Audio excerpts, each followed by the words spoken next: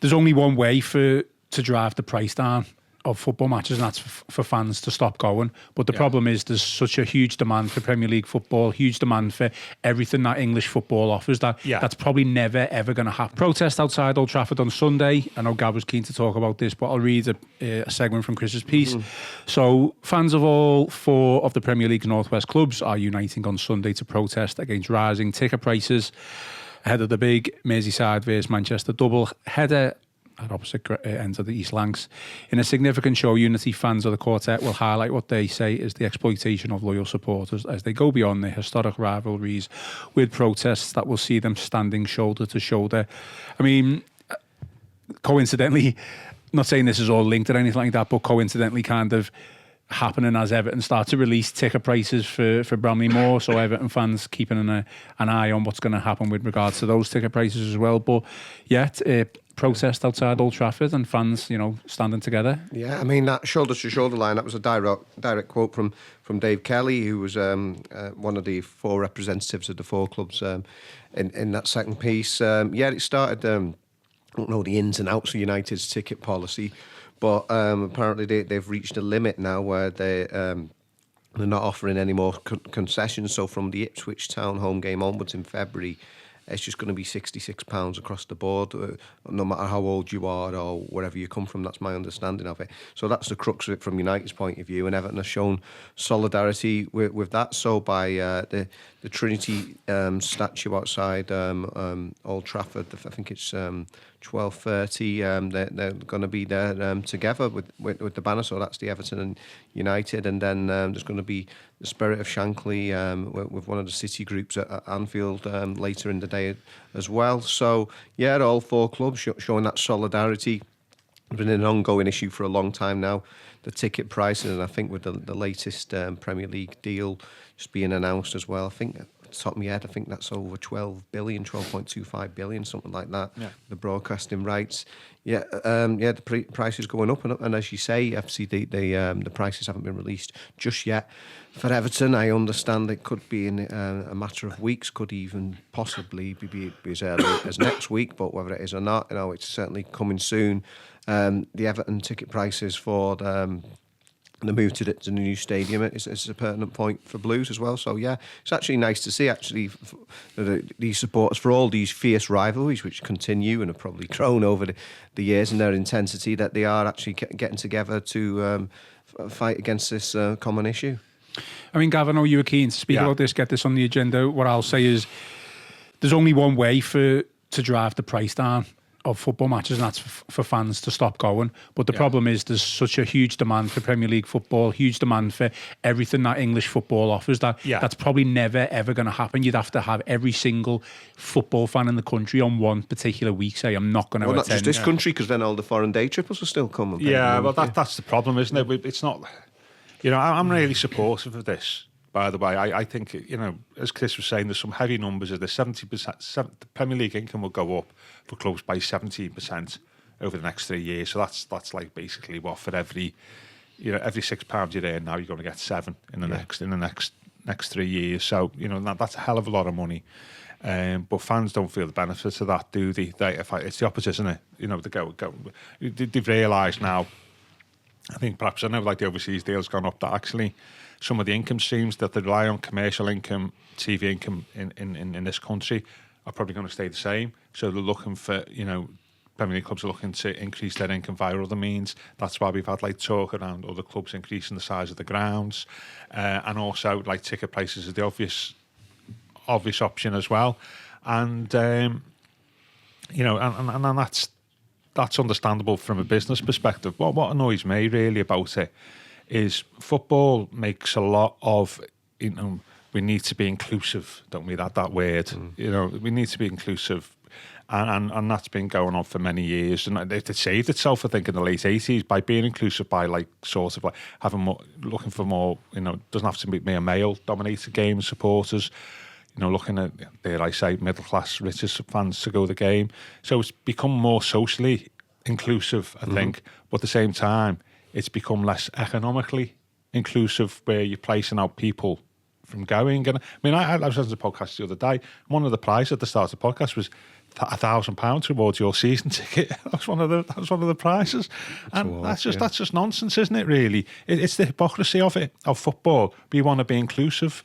Well, actually, in some the easy bits that you can project, you are, but the economically inclusive thing, well, you're not. You're going the other way. You're pricing people out, and I don't like that. And I do think it's an issue that's worth standing up for.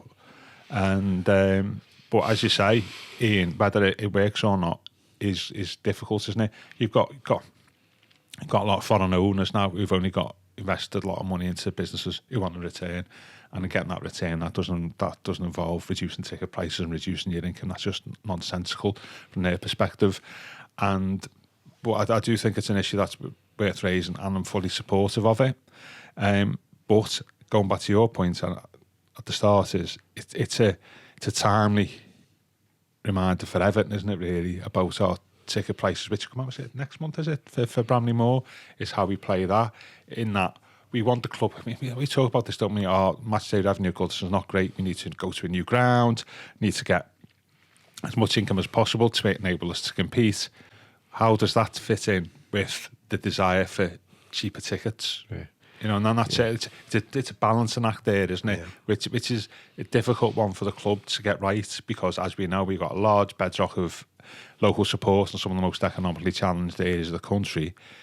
But at the same time, we want to move on, and that's a balance for the club to try and get. Yeah. And also as well, so I'm going on a little bit here, the final thing I say is, the Free King group are coming in, who are American owners. We know American owners, as we've seen across the park, like to max out on their match day revenues. That's part of their culture, isn't it? You see it in American sport, and how that fits in with that ethos we're talking about is interesting. Yeah, I remember actually Dan Meese, the designer of Everton Stadium, he made a quip about this when he was talking to me, because he said after he had a lot of interaction with fans online, and he says some people are basically saying, right, we want a 70,000 stadium, we want tickets to be £2 each, and we want to sign Lionel Messi.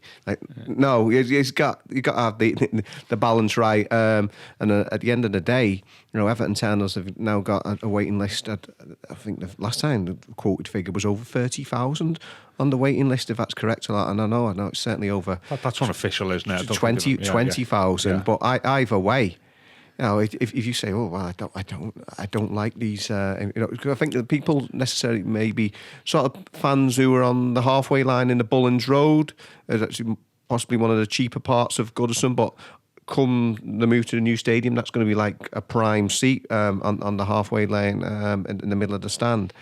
You know, if you say, oh, I don't like all these new prices, well, Everton could say, well, we've got whatever 20, 30,000 people on the waiting list ready to take your seat. So yeah, it is a dilemma. Just on that, I mean, I'm really going to be interested to see what the demand is going to be like. Obviously, I think there's going to be demand for at least the first season or two for the new stadium. But obviously, if performances don't improve, I think that novelty will quickly wear off. And then there might be a cause for concern. This is just speculating and freestyle. I'm not saying this is going to be the case, but cause for concern how we fill Bramley Moore. If the results and performances aren't there. If it's there, I think we've got no problem in filling it. It's a bit like City, their first two seasons when they moved in 2003, they filled it. Both seasons. The third season, they went from 47,000, which was capacity, to 40,000. And a lot of it is down to pricing and performance. And the club is in a really difficult position. I think the one question we won't know, and it will, may never find out, is we have one set of, we would have had quite early on an idea of what we were going to charge for Bramley Moore in terms of ticket prices compared to Goodison. What we may never know is, obviously the Free King group are taking over, is whether they've come in, I know like they've been looking around and stuff and gone, we're not sure about them ticket prices. You know, and actually what we get. How much the Friedkin effect, as it were. Yeah. So like, you want that, but you know what American owners are like, as you say, dare I say, a little bit more business savvy. I mean, they obviously run football clubs elsewhere. Is come in and go, well, actually, we want to put them up 20%. You're charging too low there, and that we may never know the answer to that question, but that might impact, if not this season, but the following season. And it would just be interesting to see what their views are compared to the historic views of Everton Football Club. But I'm fully supportive of this. It's the sheer hypocrisy of football when it talks about being inclusive, and it quite obviously isn't. And that maddens me, to be fair. And it's not just a northern thing here, by the way. It's like, because we say about the south is obviously economically far better off. It's like Fulham, they had like Fulham fans, even like protesting and stuff, and other clubs in London. So it's not just a we're taking them up north type thing. It's a matter of fact that all supporters, like Aston Villa and moaning, maybe quite rightly, the Champions League places. I was just going to say that because I spoke to a couple of Aston Villa fans, and we'll finish off on this point now. But close to £400 to watch all 4 of the league standing games. Yeah. For Aston Villa. I mean, it's disgusting, isn't it? Yeah. I know, but that's the point, though. You'll be annoyed at it. You won't like it, but if you can afford it, you'll still pay it. So that's or even if you can't, you try and find the money. Yeah, exactly. I mean, I'll be honest with you, if you've got a family or whatever, that's a holiday. Well, can you imagine if you've got 2 or 3 kids and you want to take them to the game as well? You're looking at close to £1,000 for every single one of those games. Yeah, because that's where Everton are hoping to be, aren't they? Look at Aston Villa as an example. They went down to the Championship. Hopefully Everton don't ever do that. But the way they bounced back and improved under Unai Emery, it's a sort of inspiration for what Everton can genuinely aspire to with a new stadium. So it's almost like cashing in. The first time, obviously back in the big times, it'll be the first time they're back in the European Cups and see they won it, won't it? Season after, the year after. I don't know. It's tough, isn't it? Like you say, it's almost like they're cashing in on that success and obviously exploiting the fans in that respect. Dave Max says ticket prices should be capped at £25, charging big bucks to corporate to subsidise the general for fan ticket prices. They want clubs want to do both, though, don't they? They want to maximise on your corporate tickets, but also maximise on your spectator tickets, as just as well as maximising your income as a business, which I understand from a business perspective, but football's slightly different, isn't it? Ultimately, what this boils down to is football the business, or is it some sort of like societal sort of product, isn't it, to serve people with, which goes back to the when it was formed in the the 19th century. It's whether you think it's a business or not, and I like to think there's a bit of both, but now it's just purely business. Now I think that's wrong. To be fair, I seen a support this fascinating tweet last night. Someone said, and I felt this is so true, and as an Everton fan, I fall into this category. So it says, if you support a Premier League team and arrive 5 minutes before kick-off and leave at full time going back to your local and pay a standard price for your ticket, the board of directors at your club absolutely hate you. Because it's all about, we've seen this with the new stadium now, and certainly in the South Stand, because I was fortunate enough to go 3 years ago, I had a big tour around Tottenham Hotspur Stadium, because it was all about how and Brentford, as well as the 2 newest Premier League stadiums, what Everton might be able to see going forward. And a big thing for them was extending the match day. So, like you say, get you in beforehand. Maybe if there's an early game on, you watch that, buy your drink, get something to eat in the ground, and then stay afterwards as well, after the full-time whistle. I think watch another game. Bramley Moore might be more suited for that, though, mightn't it? Which I think, as a fan, it's going to change the whole routine for everyone. For me personally, I'm probably going to have to leave an hour before I would usually. So you would head to the ground, or you'd head it in the area, etc. And then are they keeping bars and stuff open afterwards? Yes, so I'd be more inclined to stay, let the traffic die down and stuff like that. So there's that to consider. That's a separate issue, though. No, I know. What we're talking about. That is a separate issue. It isn't it? It's just about changing the match day experience and what the money you will expend on match days, including your place, your ticket, and. The final thing on this I'd say is in the early 70s, Everton went on this big commercial drive that under John Moores, that fans didn't like perimeter advertising and adverts on the boards at Goodison, because they didn't feel it was within the culture of the club. And that's the other thing we need to manage going to Bramley Moore is fans are used to a match day experience at Goodison that fits in with the values of the club, the local feel and stuff, where it's not commercialising in your face. That might change when we go to Bramley Moore, and it'd be interesting to see how fans react to that experience, that change in culture. And that's the other challenge, apart from ticket prices for the club to manage. And hopefully it'll be great, but it'll be a different experience that we're not used to, where it's all about money. Yeah, and that's not. Sorry, Chris, that's not really the values of the club, is it? That's what our culture's not like that. Yeah. and that would be a challenge for the club to make that change. And in the early 70s, there's lots of opposition to the way Everton presented their match days. We were called Evercell. That was the nickname we were given. Okay. Yeah. And it would be interesting to see how fans react to something going from like a local feel of Everton values to a different corporate, be like the big clubs feel.